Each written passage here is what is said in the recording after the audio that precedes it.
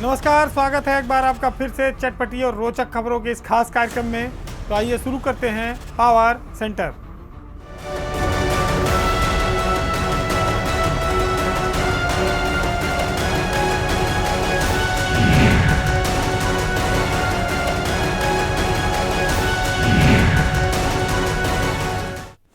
न जाने क्या हुआ कि जिस नौकरी में आने के लिए लोग तड़पते हैं, युवा दिन रात मेहनत करते हैं, उस नौकरी से अचानक तमाम सारे अफसर इस्तीफा देकर अब विदाई लेना चाहते हैं। बात उत्तर प्रदेश की ब्यूरोक्रेसी की है, जिसमें 5वें आईएएस अफसर ने इस्तीफा दे दिया है। नई सरकार बनने के बाद से ये 5वां महीना है और 5वें आईएएस अफसर का इस्तीफा आ गया है। देश की सर्वाधिक प्रतिष्ठित माने जाने वाली आईएएस की नौकरी छोड़ने के पीछे क्या कारण है, अफसरों के और कुछ के अलग अलग कारण हैं। ये बहुत सारी बातें इसमें चर्चा में हैं, लेकिन जो सबसे महत्वपूर्ण बात है वो ये है कि इस नौकरी को छोड़कर जाने के पीछे कहीं अवसर की बात है तो कहीं असंतोष भी है। हालांकि जो वीआरएस लेने वाले अफसर हैं या जो इस्तीफा देते हैं वो उसमें इसकी वजह व्यक्तिगत कारण या स्वास्थ्य संबंधी कारण बताते हैं, लेकिन चूंकि ताज़ा और 5वां इस्तीफा 2005 बैच के आईएएस अफसर जी श्रीनिवास लू का आ गया है। जी श्रीनिवास लू अभी राजस्व विभाग में विशेष सचिव हैं। वो आंध्र प्रदेश में इंटर कैडर डेपुटेशन पर तैनात थे। थोड़े दिन पहले वो वापस आए थे और उनको वित्त में विशेष सचिव बनाया गया था। जी श्रीनिवास लू की नौकरी अभी करीब 9 साल बची है, लेकिन ऐसा माना जा रहा है कि उनको प्रमोशन न मिलने के चलते उनका इस नौकरी से मोह भंग हो गया है, क्योंकि 2005 का जो बैच है वो उत्तर प्रदेश में इस समय सेक्रेटरी रैंक में है, सचिव बन चुका है। 5 क्या 6 भी उनके नीचे के भी अफसर अब उनसे सीनियर बन चुके हैं। तो जो साथी उनके साथ थे वो तो ठीक, उनके नीचे वाले भी उनके ऊपर आ गए। ऐसे में जी श्रीनिवास लू अभी विशेष सचिव स्तर में हैं। ऐसा क्यों है, और शायद इसके पीछे एक कारण ये भी है नौकरी छोड़ने का। लेकिन पहले ये जानना जरूरी है कि वो प्रमोशन क्यों नहीं पा सके। बताया जाता है कि जब वो आंध्र प्रदेश में डिप्यूटेशन पर तैनात थे तो वहाँ उनके खिलाफ कोई जांच शुरू हो गई है, जिसकी वजह से उनको प्रमोशन नहीं मिल पा रहा है। और इतनी लंबी नौकरी छोड़ने के पीछे कोई आसान बात नहीं है। दूसरी बात ये आती है कि कुछ अफसरों को अवसर मिल जाते हैं। अवसर के लिए कारण ये भी है कि 2004 के बाद जो लोग नौकरी में आए हैं इस देश में, उनकी पेंशन की अब व्यवस्था नहीं है। तो लोग अपना भविष्य कैसे सुरक्षित करें, इस अवसर की वो तलाश में भी रहते हैं। और यही वजह है कि इतनी प्रतिष्ठित सेवा से लोगों का मोह भंग हो जाता है। क्योंकि आपको याद होगा कि राजीव अग्रवाल जो उत्तर प्रदेश के सीनियर ब्यूरोक्रेट थे, उन्होंने नौकरी छोड़ी थी और वो एक टाइम में उबर में रहे, आजकल वो फेसबुक में हैं और वो इंडिया लेवल के अफसर हैं। उसके बाद 2 और नाम आए। विकास गोठलवाल का नाम आया, उन्होंने सेक्रेटरी रैंक में थे, उनकी नौकरी करीब 18 साल बची है। उन्होंने अलविदा कह दिया इस ब्यूरोक्रेसी को। फिर पूर्वांचल में यूपीपीसीएल के एमडी हैं विद्याभूषण, उन्होंने इस्तीफा दे दिया, उनकी नौकरी भी लंबी बची थी। तो जो ये लंबी नौकरी वाले हैं, इनके नौकरी छोड़ने के पीछे कारण माना जाता है कि ये कहीं बेहतर सेवा में देश में या विदेश में प्राइवेट सेक्टर में कहीं ये जाएंगे, क्योंकि इतनी बड़ी नौकरी छोड़कर कोई ऐसे ही जाकर खाली नहीं बैठा रहेगा। जी श्रीनिवास लू के मामले में भी शायद कुछ ऐसा हो, लेकिन ये बात साफ है कि 2004 के बाद जो अफसर किसी भी सेवा में आ रहे हैं वो अपने भविष्य को लेकर चिंतित हैं। अगर उनको उस सेवा से ज़्यादा बेहतर अवसर कहीं मिलता है तो वो इसको छोड़ने में देर भी नहीं लगा रहे हैं। हालांकि नौकरी करने और छोड़ने के पीछे सबके अपने अलग अलग नज़रिए हो सकते हैं, लेकिन कई बार मजबूरी में और कई बार स्वेच्छा से कुछ ऐसे निर्णय होते हैं। जी श्रीनिवास लू के बारे में ये माना जाता है कि वो यूपी में ज़्यादा समय नहीं रहे, जहाँ भी रहे थोड़े समय बाद उनका तबादला हो गया। उनकी कार्यशैली ऐसी है। और आंध्र प्रदेश की एक जांच ने उनके कैरियर पर ग्रहण लगा रखा है। तो स्वाभाविक है कि ऐसी सेवा से मोहभंग होगा और उनकी विदाई अब लगभग तय है। हालांकि जिनकी नौकरी लंबी होती है उनको उनके इस्तीफे को, उनके वीआरएस को मंजूरी के लिए केंद्र की अनुमति का इंतजार करना पड़ता है। यूपी की ब्यूरोक्रेसी में बेहद ताकतवर अफसर माने जाने वाले अवनीश अवस्थी की फिर धमाकेदार वापसी हो गई। इसकी चर्चा पिछले काफ़ी लंबे समय से थी कि वो लौटकर वापस आएंगे। अब वो मुख्यमंत्री के सलाहकार के तौर पर उत्तर प्रदेश में लौटकर वापस आ गए हैं।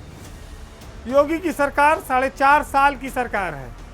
हालांकि अवनीश अवस्थी को 28 फरवरी 2023 तक मुख्यमंत्री योगी आदित्यनाथ का सलाहकार नियुक्त किया गया है, लेकिन लोग जानते और मानते हैं कि अब ये सिलसिला साल दर साल बढ़ता रहेगा।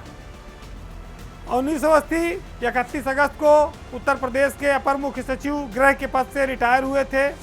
1987 बैच के वो आईएएस अफसर थे। अब मुख्यमंत्री योगी आदित्यनाथ ने उनको अपना सलाहकार बनाकर ये स्पष्ट कर दिया है कि वो पहले से भी ज़्यादा बड़ी भूमिका में रहेंगे। उनकी वापसी हुई है। उनकी नियुक्ति को लेकर शुक्रवार को शाम तैनाती आदेश जारी हुए हैं, जिसमें उनको फरवरी तक का लिए मुख्यमंत्री का सलाहकार बनाया गया है। लेकिन लोग ये जानते थे कि जिस दिन वो रिटायर हुए उनको कोई ना कोई पद सरकार देगी, वो खाली नहीं बैठे रहेंगे। वो मुख्यमंत्री योगी आदित्यनाथ के बेहद भरोसेमंद अफसर थे। उनको सेवा विस्तार नहीं मिला, वो एक अलग कारण थी, एक अलग किस्सा है। लेकिन इस कयास से हर कोई वाकिफ था कि अवनीश अवस्थी को सरकार कोई बड़ी जिम्मेदारी देगी, और इस बार फिर मुख्यमंत्री ने उन पर भरोसा जताया है। अवनीश अवस्थी की सलाहकार के रूप में वापसी इस बात की ओर भी संकेत है कि उत्तर प्रदेश में खासतौर से जो एक्सप्रेसवे का काम चल रहा है, पूर्वांचल और बुंदेलखंड के बाद गंगा एक्सप्रेसवे और Gorakhpur outer ring road, Lucknow Kanpur link expressway, तमाम सारी ये जो सड़कें आने वाली हैं भविष्य में, जिन पे काम शुरू है, ये वो आगे बढ़ाएंगे।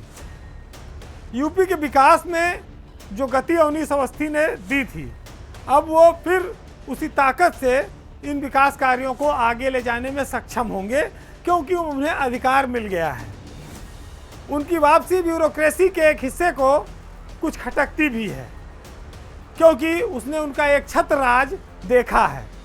उनकी कार्यशैली को जो लोग देखे और जानते हैं, वो मानते हैं कि वो देर सबेर बेहद इफ़ेक्टिव हो जाएंगे, प्रभावशाली हो जाएंगे, और फिर उसके बाद जो लोग अपने को नंबर 1, नंबर 2, नंबर 3 समझते हैं, उनके लिए थोड़ी समस्या आ सकती है।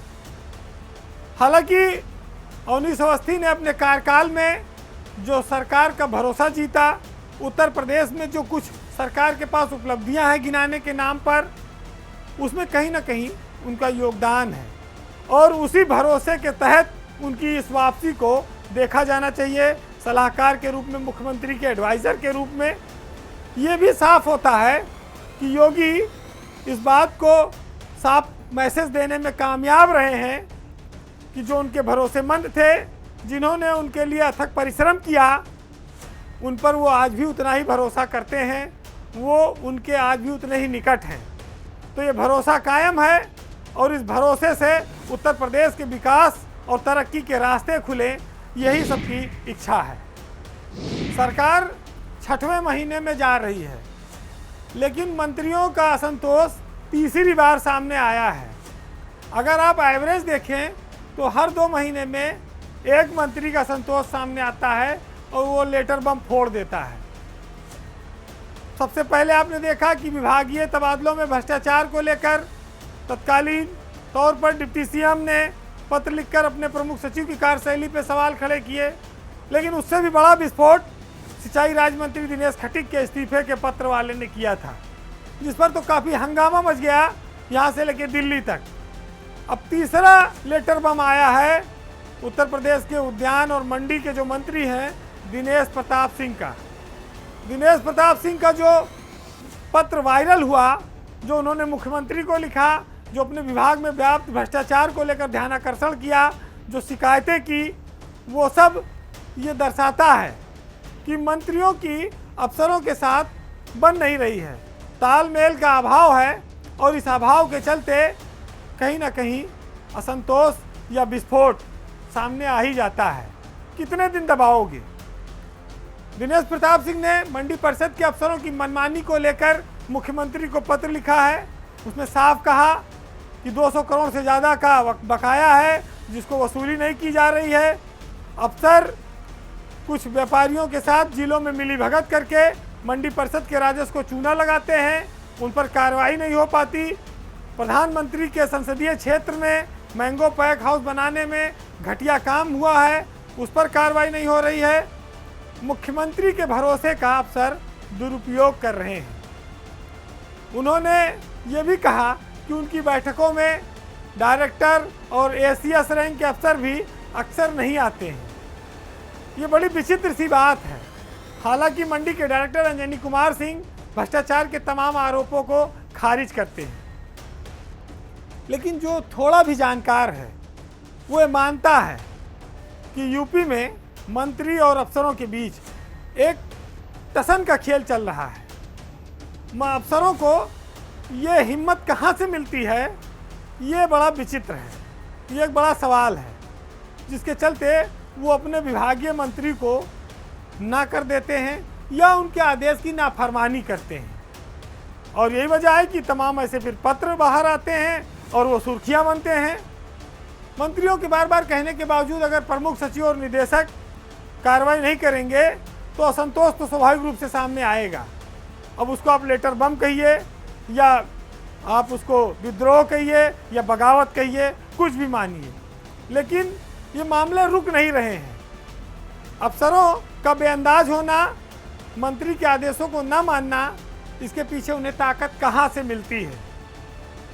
बहुत सारे सवाल हैं, लेकिन जब राष्ट्रीय पार्टियां सत्ता में होती हैं, जब दिल्ली से बहुत कुछ चीज़ें चलती हैं, तो स्वाभाविक है कि तालमेल का यहाँ से लेकर वहाँ तक कुछ अभाव रहता है, जिसका फ़ायदा अफसरों को मिलता है और वो इसका भरपूर फ़ायदा उठाते भी हैं। तो ये सिलसिला योगी पार्ट 1 में भी चला और योगी पार्ट 2 में भी इसकी शुरुआत है, वो चल रही है और ढर्रा नहीं बदला, रवैया नहीं बदला। हाँ, कई विभागों के मंत्री जरूर बदल दिए गए। उत्तर प्रदेश में योगी सरकार 5 महीने पूरे कर चुकी है, 6वां महीना चल रहा है। कहा जाता है कि कोई सरकार कुछ चिन्हित चेहरों के साथ, जिसको हम साहित्यिक भाषा में सरकार के नवरत्न कहते हैं, उनके साथ चलती है। आज पावर सेंटर में ब्यूरोक्रेसी के कुछ नवरत्नों की बात करनी है।